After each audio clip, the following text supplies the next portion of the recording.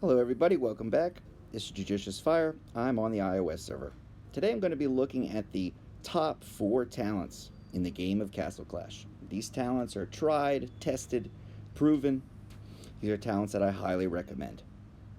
If you don't see your favorite talent, please look at the companion video to this, the top 4 Insignias in Castle Clash, and perhaps it will be there. I will say before I begin our analysis, I think that there are a few factors that really do dictate which talents you place on your heroes. I think number 1, availability. What talent is available to you as a player? And number 2, your individual playstyle.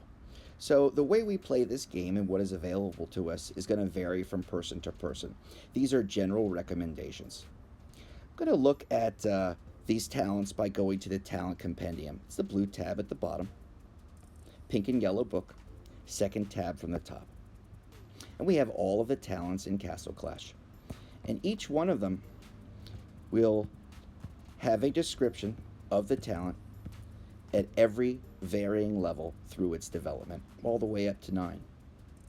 Each of the talents that we're going to discuss today can be taken up to 9 as an endgame talent, if you will, with no regrets. We have not gotten the newest update on iOS. We've been waiting and waiting, but we have yet to get it.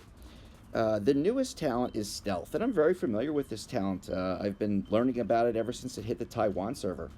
Stealth is a talent that I would not recommend on any hero in this game. Stealth is a talent that only activates when your hero is below 30% health.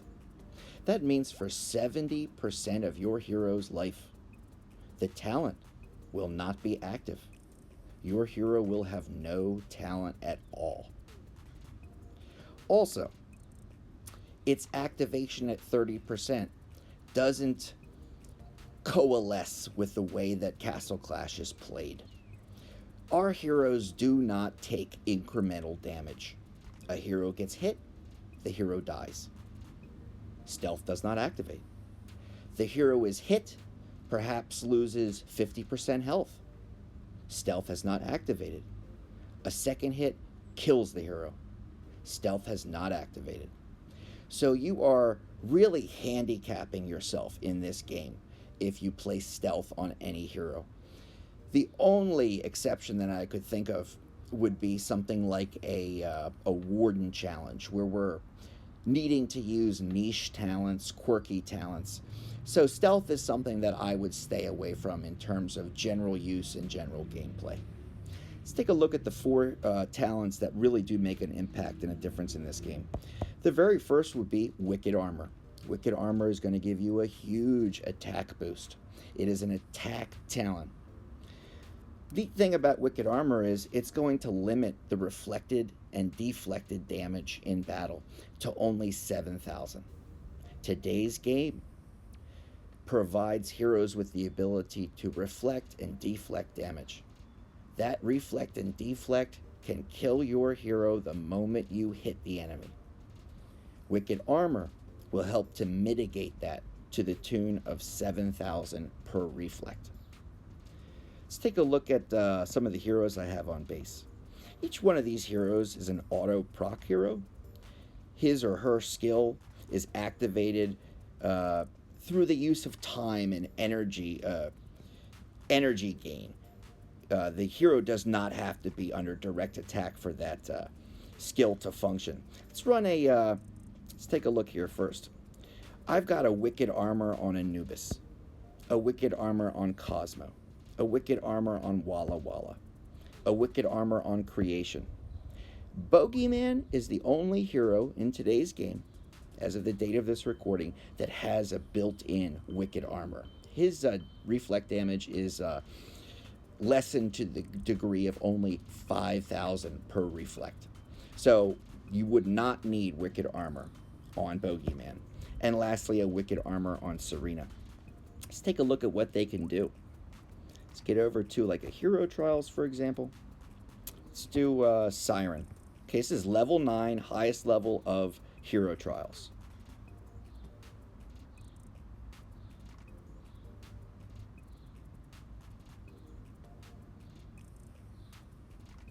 Okay, in 9 seconds, without the enemy even coming into my base, it's over. Take a look at the heroes. They haven't even received damage, let alone gotten killed. Let's do a quick Here Be Monsters. I've done the AJ. I would not recommend this particular hero setup for AJ nor this base. I'll run an AI. AI can be a very, very difficult Here Be Monster setup. Let's run it at 4 times speed. Okay, that took 5 seconds for round 1. 11 seconds have passed. 5 seconds have passed.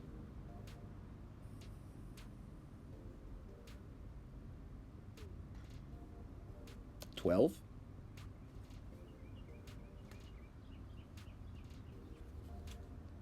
And 10.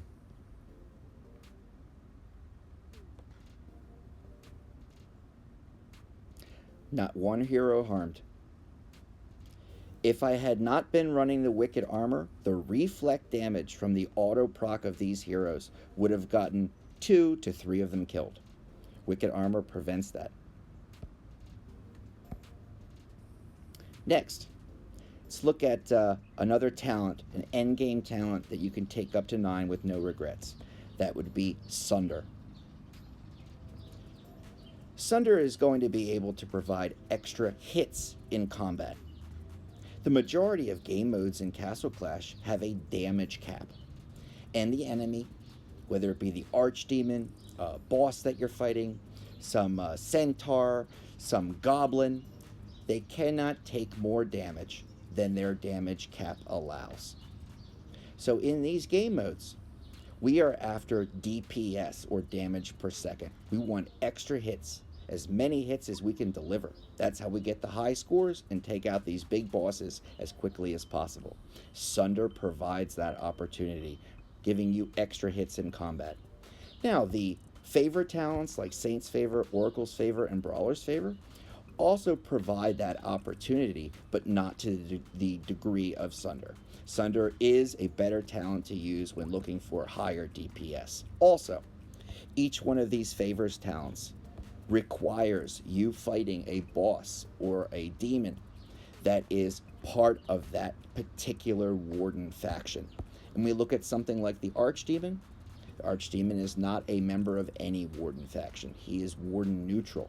Thereby, you would be handicapping yourself by using one of these as your primary main talent. Sunder will provide those extra hits in combat. Look at my Archdemon team. Siren. I wouldn't run Archdemon without a Sunder on Siren. Beast Tamer. Got my Sunder. And that's we're able to get the 500,000 damage, no problem, but we're able to get it again and again and again. Trixie Treat, Sunder. Even Gunslinger, Sunder. Able to get those high scores provided in a way that no other talent can match. Sunder, a highly recommended talent in this game. Let's go on to our third talent that I would recommend, Sacred Light. Sacred Light is one of those general all-purpose talents that fits so many of our heroes well. Sacred Light, in many ways, retired Stone Skin and retired Tenacity. Sacred Light is a combination of Stone Skin and Tenacity. If you look, you have a 90% health boost at level 9, and the damage received in combat is taken to 60% less. Let's take a look at Stone Skin. Stone Skin at level 9 only reduces damage by 70%. That's only 10% more than Sacred Light. Let's look at Tenacity. 160% health boost. Okay, let's go back. Sacred Light, 90% extra health and nearly as much damage reduction as a Stone Skin. You're getting the best of both worlds all in one talent. There's really no defensive talent that can come close to Sacred Light. If I go through my hero selections, so many of my heroes have Sacred Light. Demogorgon, Gunslinger's second talent. Many of my heroes, this is how I run talents. I have one offensive and one defensive talent on each hero. This way I can have two completely different uses for the same hero. Levanica, Laz, Triantar, anybody I want to keep alive and reduce damage. If you have a hero that already has a built-in damage reduction, still don't be afraid to use Sacred Light. Damage reduction in this game is done on a multiplication scale. So, for example, if you have a hero with an innate 50% damage reduction, well, if that hero is hit for 100, that hero is going to only take 50 damage. The Sacred Light then reduces that 50 damage. So if the Sacred Light takes 60% of the damage away, you're looking at 30 out of that 50 being reduced, leaving you only with 20. So they do, and it's not stacking, they do have a multiplicity factor.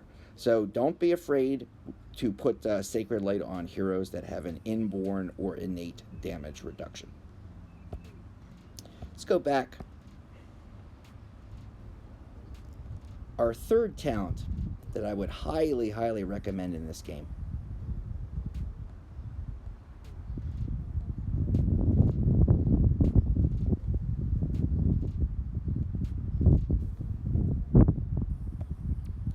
Revive.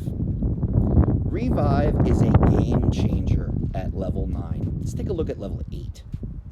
You will come back one time with all your health restored, but when you take it to 9, you will revive twice with 70% of your health restored. This is a talent that is, in many ways, the factor that wins battles. This talent also provides incredible base defense. Let's say in a Guild War scenario, the attacker has to kill your hero 3 times. The life that your hero is living, hero dies and comes back. Kill the hero off again, hero dies, comes back. Kill the hero off again. 3 lives for the price of 1 simply with that revive. Revive is amazing on so many heroes. Often a great talent to put when you have a skin on your hero, and you can provide that hero with that second talent. A Lazulix with a revive is an amazing beast in combat. 3 lives out of 1 for the price of 1 Laz, you can't beat it. The big difference between 8 and 9, level 8 and 9, is why I chose Revive as one of the essential talents. Again, a game-changing talent in this game of Castle Clash, and something that I would highly, highly recommend.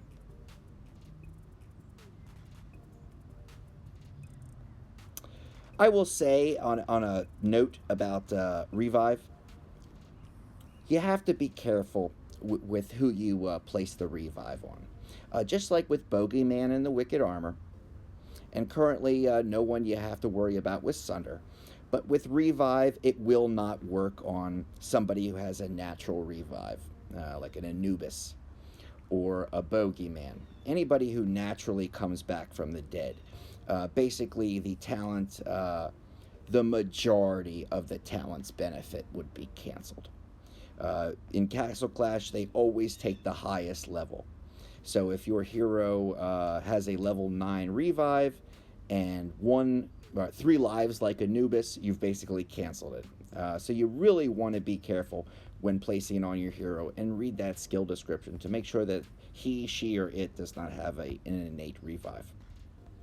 The 4th talent I'm going to choose as an essential talent in this game, and it is a often overlooked talent in this game, but it can make the difference for you and your account, especially if you're free to play or low pay to play, occasional spender in this game. If you don't have a big supply of experience books, if you're not sweeping the highest levels of dungeons or hereby monsters, and that would be Enlighten. I'm picking talents that do things that no other talent can do. We have many talents in this game, many to choose from, and many of them are very similar to one another. Uh, Overall philosophical standpoint in Castle Clash, make your heroes better at what they do best. Do not try to make jack of all trades or generalized heroes. This is why we have 70 plus legendary heroes to choose from. By making your hero better at what it does, you have now made a specialist. It's a team-oriented game.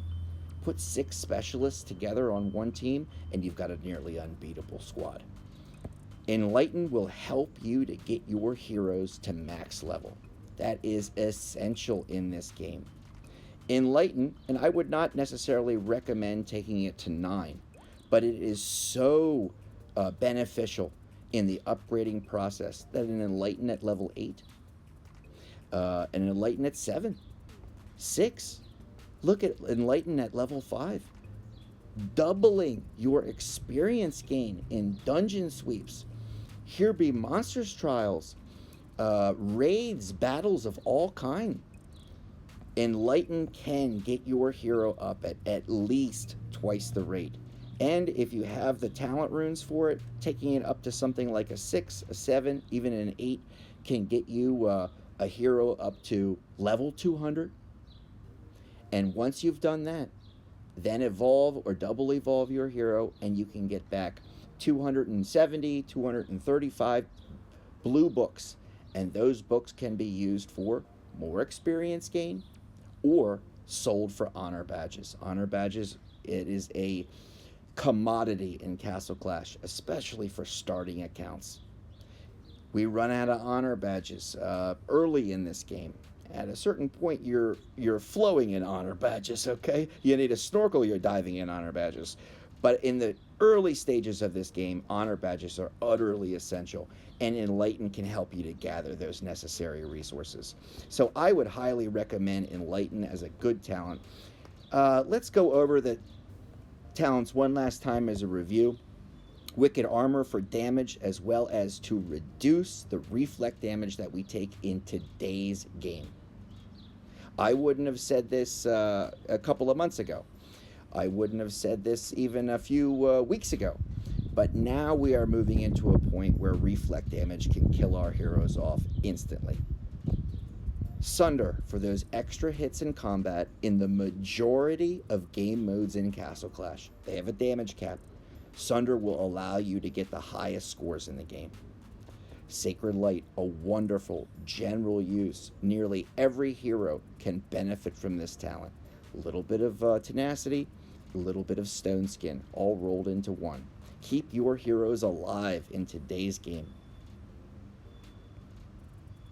And Enlighten. Enlighten is going to give you that ability to get yourself extra experience in battle, extra experience in the variety of game modes that provide experience. And last but not least, when taken to level 9, Revive can be a game changer. So it is that ability to come back 2 times, or another way of looking at it, living 3 times, that can help in base defense, guild wars, so many different scenarios in this game. So it's something I really, really recommend. These have been some top talents in Castle Clash. I'm going to be making a companion video where I look at top insignias in Castle Clash. So let's check out that if you can, and see if we can't pair the talents and the insignias together to make as strong a teams as we can and get max benefit here in this game. Thanks for tuning in, everybody, and I'll check you on the next video. All right, bye-bye.